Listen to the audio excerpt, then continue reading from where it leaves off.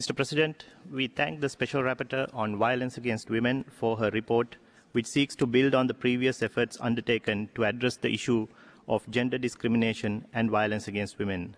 She has correctly identified that the elimination of violence against women requires holistic measures to address intergender and intragender inequality and discrimination, both interpersonal and structural, and that there is no one-size-fits-all programmatic approach.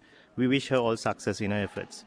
Sri Lanka continues to be seized of this issue and its wider implications for the promotion and protection of human rights as we grapple with the multitude of post-conflict challenges. We are pleased to inform the Council that the Government of Sri Lanka has been successfully engaged in the task of rehabilitation and reintegration of ex-combatants. All female ex-combatants who were beneficiaries of this program have now been released and are back with their families. Underage ex-combatants who had been forcibly recruited by the terrorists have all undergone rehabilitation, with those who wish to pursue their education being given every opportunity to do so.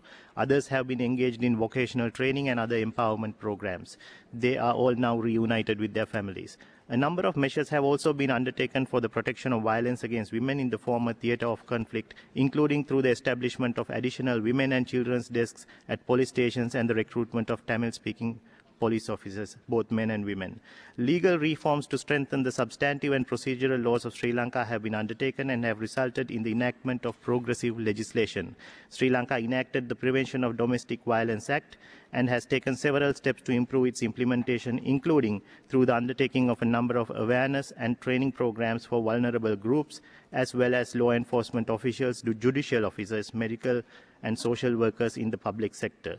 The National Action Plan for the Protection and Promotion of Human Rights 2011-16, which has now been submitted to the Cabinet of Ministers for consideration, contains a number of measures to be undertaken for the reduction of incidents involving violence against women.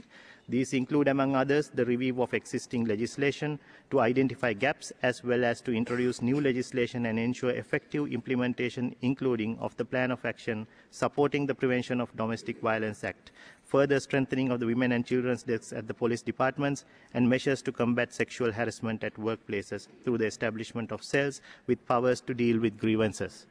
We will continue to keep the Council and the Special Rapporteur informed of the strides we make in this direction. Thank you, Mr. President.